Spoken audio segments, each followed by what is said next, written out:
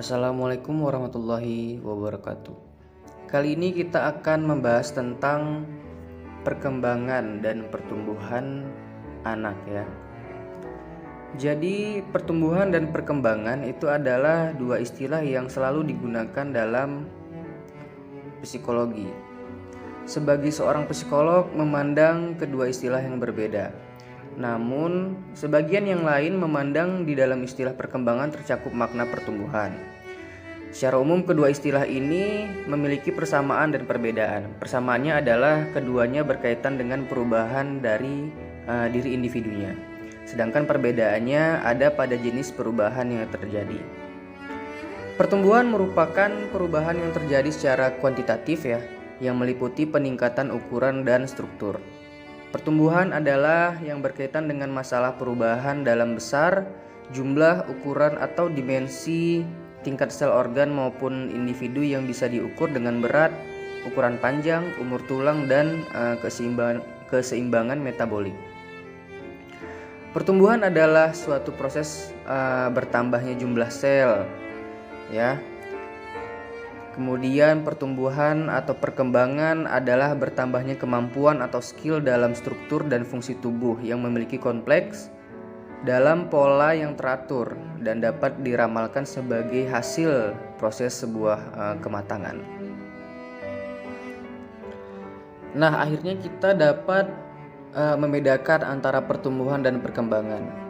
Kalau pertumbuhan adalah pertumbuhan itu merujuk kepada perubahan khususnya aspek fisik, kemudian merujuk kepada pertumbuhan dalam ukuran yang menghasilkan pertumbuhan sel atau peningkatan hubungan antar sel. Pertumbuhan merujuk kepada perubahan kuantitatif.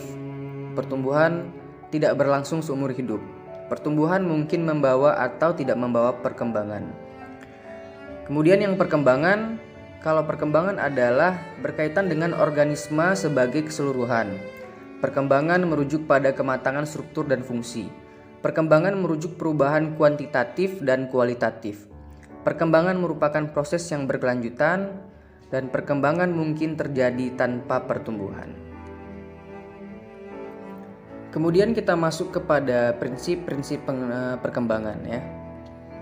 Selama proses perkembangan seorang anak itu ada beberapa ciri perubahan yang mencolok, yaitu yang pertama adalah perubahan fisik. Seperti perubahan tinggi badan, berat badan, dan organ dalam tubuh misalnya otak, jantung, dan sebagainya ya. Kemudian perubahan proporsi, misalnya perubahan perbandingan antara kepala dan tubuh pada seorang anak. Yang kedua adalah perubahan mental. Perubahan ini biasanya meliputi memori ya, perubahan memori, penalaran, persepsi, emosi sosial, dan imajinasi. Kemudian hilangnya ciri-ciri sikap sosial yang lama, kemudian berganti dengan ciri-ciri sikap sosial yang misalnya itu egosentris ya, yang hilangnya berganti dengan sikap prososial. Kemudian peneliti yang bernama Hurlock, nah itu yang menyatakan ternyata prinsip perkembangan itu ada 9 menurut dia.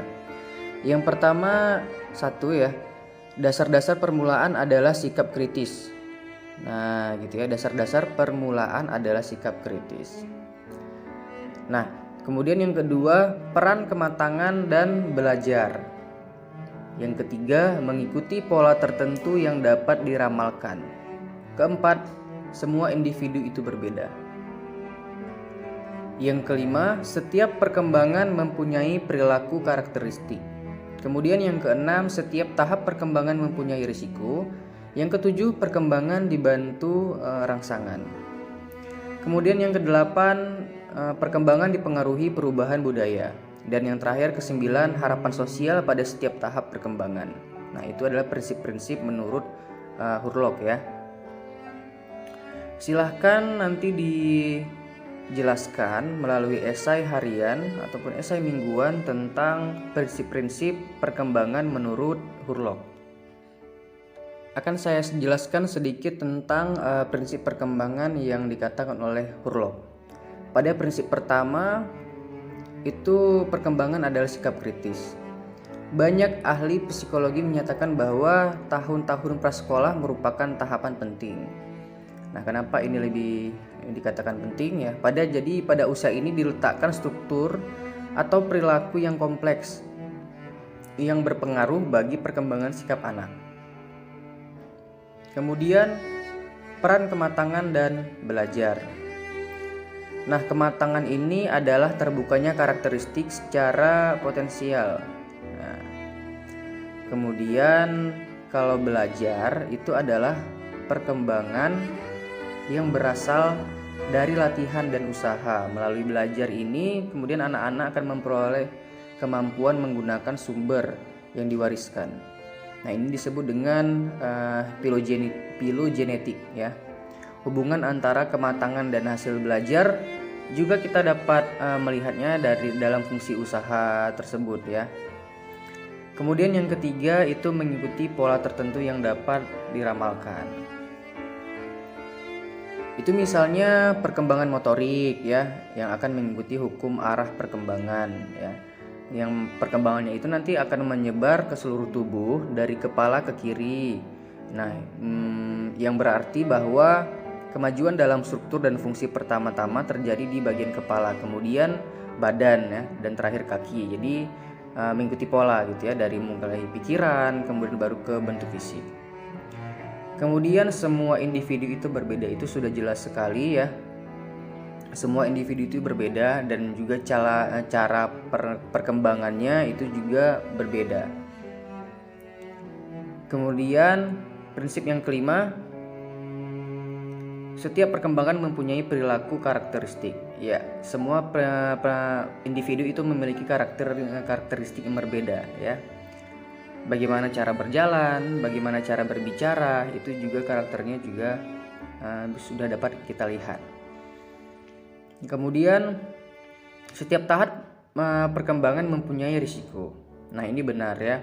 Peringatan awal adanya hambatan atau berhentinya perkembangan itu merupakan hal yang sangat penting ya, karena memungkinkan pengasuh ataupun orang tua itu untuk segera mencari penyebab dan memberikan simulasi yang sesuai. Kemudian untuk perkembangan prinsip berikutnya ya, perkembangan itu harus dibantu dengan rangsangan. Misalnya semakin rajin orang tua berbicara dengan anaknya, itu semakin cepat anak-anaknya belajar berbicara. Nah, itu banyak ya. Ada yang ibu-ibunya suka ngajak ngobrol anaknya, nah itu biasanya anaknya lebih cepat berbicara. Kemudian perkembangan ini juga dipengaruhi perubahan budaya. Nah, jadi lingkungan kita ya, sehari-hari budaya kita juga mempengaruhi perkembangan tersebut. Kemudian yang terakhir itu ada harapan sosial pada setiap tahap perkembangan ya. Ini misalnya contohnya anak 1 tahun ya, sudah pandai berjalan. Jika sampai usia tersebut anak itu belum bisa berjalan, maka akan membuat gelisah orang-orang di sekitarnya. Nah, itu ya. Seperti itu misal contoh yang paling kecil. Jadi kalau misalnya kan kata orang setahun ataupun 1 tahun 2 bulan itu sudah bisa jalan. Sedangkan nanti anak dari ibu yang lain itu 1 tahun masih merangkak ya. Nah, itu ada kegelisahan seperti itu yang berkaitan dengan lingkungan dan kebudayaan. Nah, itu adalah segelintir penjelasan tentang perkembangan atau pengantar tentang perkembangan dan pertumbuhan. Sampai bertemu di materi yang lain tentang perkembangan dan pertumbuhan peserta didik. Saya akhiri. Assalamualaikum warahmatullahi wabarakatuh.